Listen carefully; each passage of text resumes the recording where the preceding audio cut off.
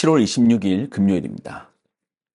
예레미야 38장 1절로 13절입니다. 마따네 아들 스바랴와 바스울의 아들 그다랴와 셀레마의 아들 유갈과 말기야의 아들 바스울이 예레미야가 모든 백성에게 이르는 말을 들은즉 이르기를 여호와께서 이와 같이 말씀하시되 이 성에 머무는 자는 칼과 기근과 전염병에 죽으리라. 그러나 갈대아인에게 항복하는 자는 살리니 그는 노략물을 어둠같이 자기의 목숨을 건지리라.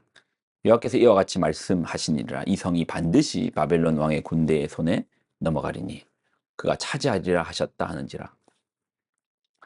이에 그 고관들이 왕께 아뢰되 이 사람이 백성의 평안을 구하지 아니하고 재난을 구하오니 청하건대 이 사람을 죽이소서. 그가 이같이 말하여 이 성의 남은 군사의 손과 모든 백성의 손을 약하게 하나이다. 시드기야 왕이 이르되 보라 그가 너희 손에 있느니라. 왕은 조금도 너희를 거스릴 수 없느니라 하는지라.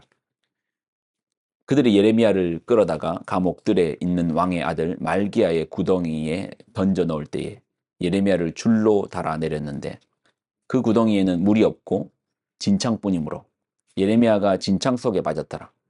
왕궁 내시 구스인 에벳 멜렉이 그들이 예레미야를 구덩이에 던져 넣었음을 들으니라.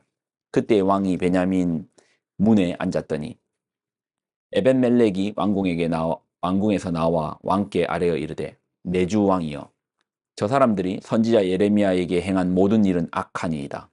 성중에 떡이 떨어졌거늘 그들이 그를 구덩이에 던져 넣었으니 그가 거기에서 굶어 죽으리이다 하니 왕이 구스 사람 에벳멜렉에게 명령하여 이르되 너는 여기서 30명을 데리고 가서 선지자 예레미야가 죽기 전에 그를 구덩이에 끌어내라.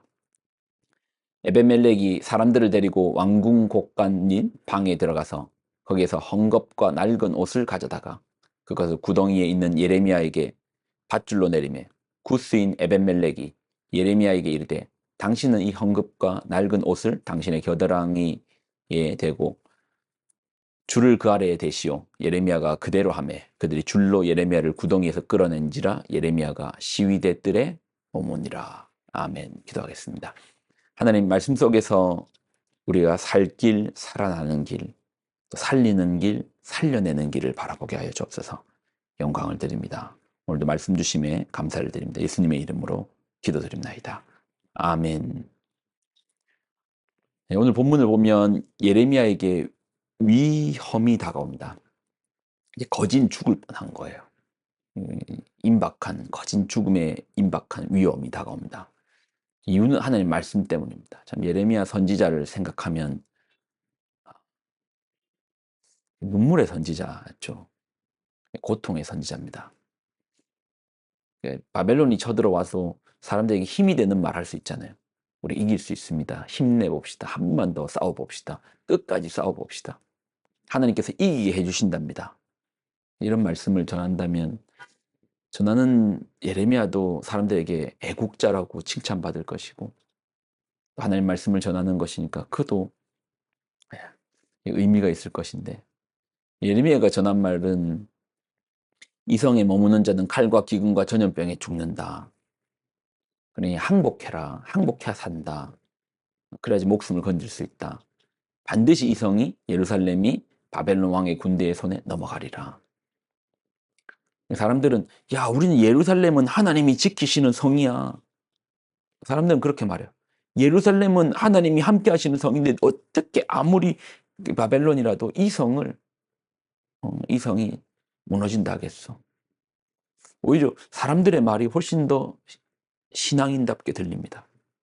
근데 하나님의 말씀은 이 성이 무너진다. 바벨론에게 무너진다. 불탈 것이다. 항복하라. 칼과 기근과 전염병으로 여기 있으면 죽는다. 그러니까 항복해야 산다. 사람들 입장에서는 예레미야가 완전히 이제 매국노죠. 매국노. 여러분 거꾸로 우리가 일제시대 때 일본에 의해서 일본한테 항복하는 것이 우리가 살 길입니다. 일본 침략의 시기에 우리가 일본한테 항복해야 됩니다. 정말 일본의 뜻을 따라야 됩니다. 항복하는 게 사는 길입니다. 하나님께서 일본한테 항복하라고 하셨습니다.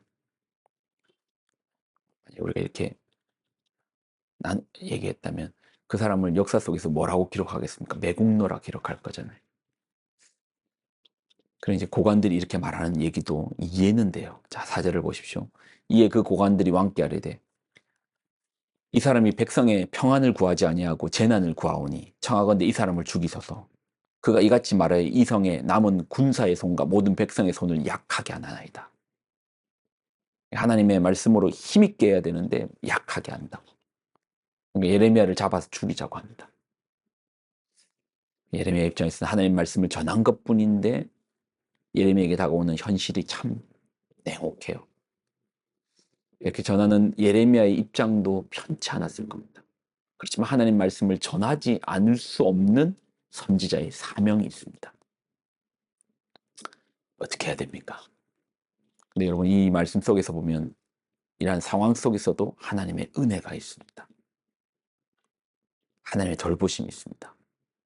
먼저 이제 고관들이 예레미야를 깊은 웅덩이에 던지거든요. 근데 만약 그 웅덩이에 물이 있었다면 예레미야는 살 수 없었을 겁니다. 6절을 보면 그들이 예레미야를 끌어다가 감옥들에 있는 왕의 아들 말기야의 구덩이에 던져 넣을 때 예레미야를 줄로 달아내렸는데 그 구덩이에는 물이 없고 진창뿐이었더라. 진흙뿐이었더라. 예. 물이 있었다라는 거죠. 그 자리에 물이 있었던, 그러니까 진창이 만들어졌을 거잖아요. 물이 있었는데 물이 말랐던 거예요. 만약에 그들이 던져놨던 구덩이에 물이 있었다면 예레미야는 살지 못했을 것입니다. 그럼 지금 상황 속에 아마 예레미야의 눈에는 자기들을 죽이려고 하는, 자신을 없이하려고 하는 적들밖에 안 보일 겁니다. 온통 적들이 포진하여 그들의 의견에 예레미야 죽이자, 살려두지 마십시오. 고관들이 높은 힘을 가지고 권력을 지니고 있는 사람이 예레미야에게 칼끝을 향합니다. 근데 생각도 못한 도움이 있습니다. 정작 자기 동족들은 예레미야를 고소하여 죽이려고 하는데 예레미야만 아무 상관없는 에디오피아 사람, 이 예레미야를 도웁니다. 7절에 보면 왕국 넷이 구스인 에벤멜렉이 그들이 예레미야를 구덩이에 던져 넣었음을 들으니라. 그때에 왕이 베냐민 문에 앉았더라. 에벤멜렉이 왕에게 가서 예레미야 살려야 됩니다. 하나님 말씀을 전하는 예레미야 살려야 됩니다. 이러다가 굶어 죽습니다. 예레미야 살려야 됩니다. 이제 에비멜렉 출신이 구스라고 했잖아요. 구스는 지금으로 치면 아프리카의 에디오피아거든요. 그러니까 예레미야랑 아무런 상관없는, 또 그것도 동족도 아닌 에디오피아 사람.